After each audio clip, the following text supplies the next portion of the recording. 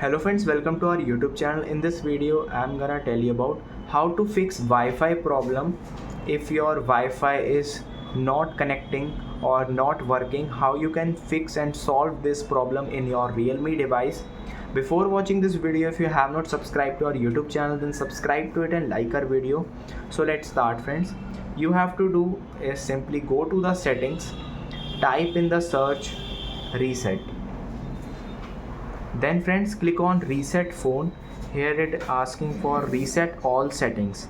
Tap on this reset network and Bluetooth and Wi-Fi. Enable it by clicking on this fingerprint. Then Wi-Fi network setting will be reset.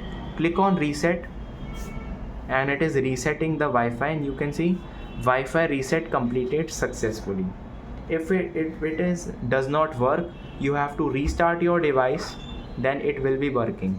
I hope you like this video. If you like this video, then subscribe to our YouTube channel for more helpful tips and tricks videos. See you next time.